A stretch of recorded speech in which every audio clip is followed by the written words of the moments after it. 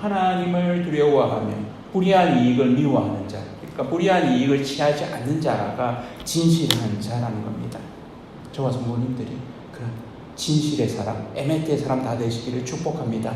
오늘 진실이 많은, 이 많은이라는 이 표현으로는 사실은 원어가 가지고 있는 좀 느낌을 못 살리는 느낌들이 있습니다. 차고 넘치는 걸 말합니다. overflowing. 그래서 하나님의 헤세드가 막 넘치는 겁니다. 그리고 하나님의 이 진실하심이 넘치는 것을 이야기합니다. 오늘 진실하신 하나님에 대한 부분들을 같이 나누고자 합니다. 이 진실하다. 히브리어로 우리가 좀 자주 쓰는 말입니다. 아멘. 아멘이라는 말이 이 진실하다는 말, 에메트라고 하는데 같은 표현입니다. 그래서 충실한, 확실한, 진실한, 신뢰할 수 있는, 그래서 누군가를 신뢰할 수 있다라고 할 때 영어로 뭐 trustworthy 이렇게 신뢰할 만한 이런 표현이 다 이 에메트 진실하심에 담겨 있는 말입니다. 그래서 그게 사실입니다. 그게 진실입니다. 라는 뜻이, 그렇게 되기를 원합니다. 라는 뜻이 이 에메트 또 아멘에 들어 있습니다. 그래서 우리가 말씀을 받으면서 아멘으로 많이 받으시기를 축복합니다. 그래서, 이렇게, 이런 걸 좀 훈련을 많이 하고 이래야 되는데, 아멘을 이렇게 하면서 우리가 또 그걸 내 걸로 딱 받으면 확 움켜지는, 만약에 이렇게 누군가가 막 선물을 이렇게 준다고 하면 막 덥석 받을 건데 하나님의 놀라운 축복을 우리가 아멘으로 다 받으시는 그런 저와 성도님들 되기를 축복합니다. 이 에메트라는 이 아멘과 같은 뜻인데 모세가 하나님을 이 에메트로 가득 차 있다라는 느낌으로 어떤 표현을 쓰냐면 바위와 같다.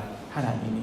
그래서 하나님은 우람하고 변하지 않으시고 그곳에 늘 계시는 그런 뜻으로 이렇게 표현합니다. 그래서 하나님이 충실하시고 공정하고 정직하다라는 의미로 이 에메트가 가득 차 있다 이런 말을 쓰기도 합니다. 그래서 모세가 백성의 지도자를 세울 때, 그러니까 특별히 혼자서 막 모든 일을 다 감당하니까 사람들이 모세에게 막 줄을 서서 기다리는, 그래서 서로 힘들어지는, 모세도 힘들고 기다리는 사람도 힘들어서 그 장인어른이 이렇게 와서, 장인어른도 뭐 이렇게 이방의 제사장 역할을 하던 사람인데 보고는 연륜이 있는 거죠. 그러지 마라. 그래서 천부장, 백부장, 50부장 사람을 이렇게 세워라. 이렇게 이야기를 하죠. 그러면서 어떤 사람을 세우냐면, 출애굽기 18장 21절입니다. 한번 찾아보실까요? 출애굽기 18장 21절. 너는 또 온 백성 가운데서 능력 있는 사람들, 곧 하나님을 두려워하며 진실하며 불의한 이익을 미워하는 자를 살펴서 백성 위에 세워 천부장과 백부장과 50부장과 10부장을 삼아라고 이야기합니다. 여기에 진실하며가 있습니다. 이 에메트의 사람입니다. 그러니까 이 진실한 사람이 어떠는지가 앞뒤를 이렇게 다 설명이 되어 있죠. 하나님을 두려워하며 불의한 이익을 미워하는 자, 그러니까 불의한 이익을 취하지 않는 자가 진실한 자라는 겁니다. 저와 성도님들이 그런 진실의 사람, 에메트의 사람 다 되시기를 축복합니다. 그럴 때 사람들이 알아봅니다. 사람들이 갈수록 이런 신뢰할 만한 이런 사람을 찾는 것 같아요. 그래서 저 사람이 정말 신뢰할 만한가? 그렇지 않은 경우들을 너무 많이 겪으니까 더 그러하죠. 에메트의 사람의 전형을 꼽으라고 한다면 두 사람 정도를 우리가 생각할 수 있습니다. 한 사람은 믿음의 조상인 아브라함입니다. 그는 전혀 이렇게 하나님에 대한 경험이 없는 가운데서 하나님이 그에게 말씀하셨을 때 온전히 믿고 어디로 가야 될지를 모르는 상황 가운데서도 믿음으로 반응했습니다. 이 아브라함의 위대함이죠. 그래서 아브라함을 이 에메트의 사람의 전형으로 볼 수 있습니다. 그래서 믿음의 조상이라고 할 때 아브라함을 꼽죠. 이 아브라함의 이 믿음이 어느 정도까지 가냐면 아들을 하나님에 대한 그 믿음이 그의 삶 가운데 쌓여서 아들을 하나님보다 더 사랑하는 그 부분에 대해서 하나님이 시험하실 때 그 부분까지도 이렇게 하나님께 맡기는, 하나님이 대책이 있으실 것이다. 그래서 이렇게 할 수 있는 이유가 있습니다. 아브라함이 이렇게 자기 아내를 누이로 속였다가 뺏긴 적도 있잖아요. 근데 하나님이 뒷수습을 다 해주세요. 그러니까 이런 경험들을 통해서 아브라함은 경험이 있는 겁니다. 아, 하나님이 나보다 훨씬 뛰어나시구나. 내한테는 답이 없어도 하나님께는 답이 있다. 이런 믿음이 있는 거죠. 두 번째는 다윗입니다.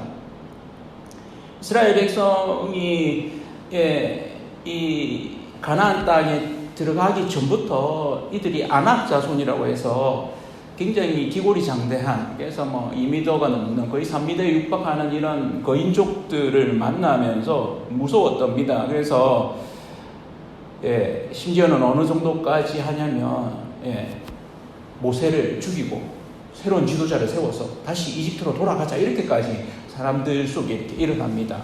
그럴 때에 그런 이스라엘의 풍토들이 계속해서 있는데, 심지어 왕으로 세워진 사울 왕조차도 그가 기골이 장대하고 보통 사람보다 머리가 하나 더 있는 그런 사람인데도 불구하고 골리앗 앞에서 주눅이 들어가지고 어떤 대처를 못할 때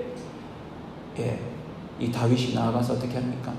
나는 칼과 창과 단창으로 나아가지 않고 여호와의 이름으로, 하나님을 믿는 그 믿음으로 나아가는 그런 모습들을 보입니다. 그래서 그런 에메트의 사람 다윗인 거죠. 그래서 예수 그리스도가 이 에메트의 사람의 총체인데, 예수 그리스도의 오심을 이야기할 때 마태가 어떻게 시작하는지를 한번 보시면, 여러분 마태복음 1장 1절 한번 펼쳐 보십시오. 아브라함과 다윗의 자손 예수 그리스도의 계보라, 이렇게 얘기합니다.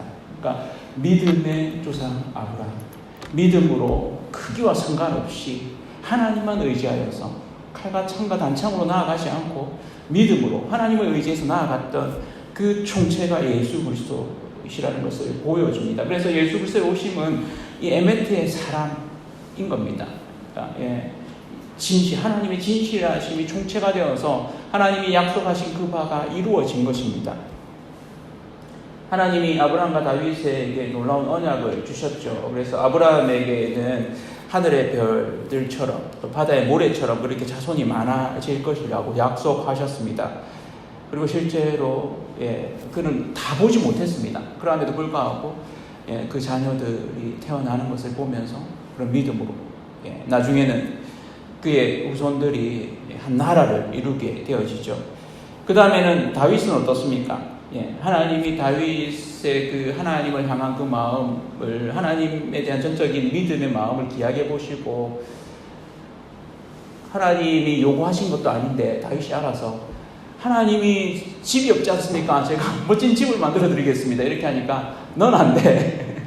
이렇게 하시면서, 그런데 그 마음을 기약해 받으시죠. 그래서 내 왕위가 결코 무너지지 않을 것이다 라고 얘기합니다. 그런데 어떻게 됩니까? 나중에 무너지거든요. 바벨론에 사로잡혀가고. 그런데도 불구하고 나중에는 이 다윗의 후손에서 예수 그리스도가 나십니다.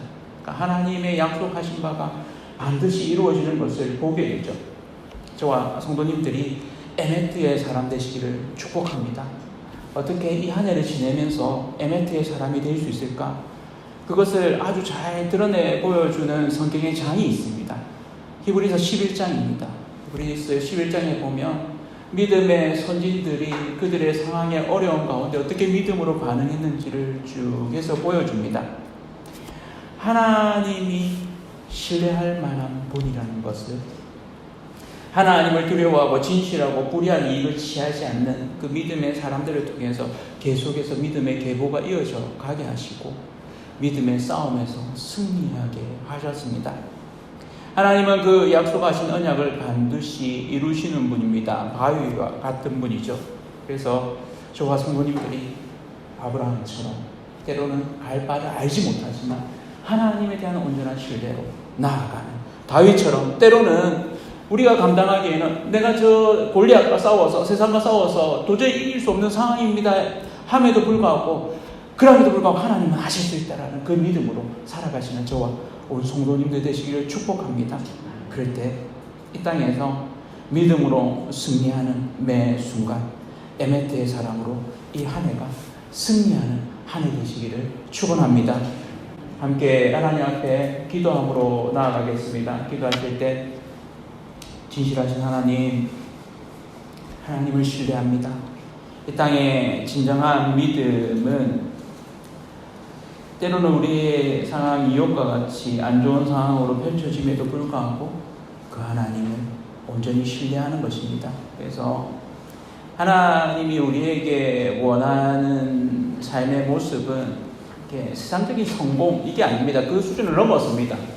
하나님이 하시려고 하면 얼마든지 하실 수 있다는 걸 여러분 아시잖아요. 근데 때로는 우리 마음에 그럼 나도 좀 이렇게 되게 해주십시오 이런 마음들이 있죠. 물질적으로 좀 부유하게 풍족하게 해주시고 일들이 좀 잘 풀리게 해주십시오 라고 이렇게 얘기하는데 하나님은 그것보다 더 크신 분입니다. 그래서 하나님의 그 풍성하심 앞에 하나님만 신뢰하는 자로 이 한 해를 믿음을 지키는 에메트의 사람으로 살아가겠습니다라고 우리가 마음의 다짐을 하면서 시간 기도함으로 나가겠습니다. 같이 기도하겠습니다.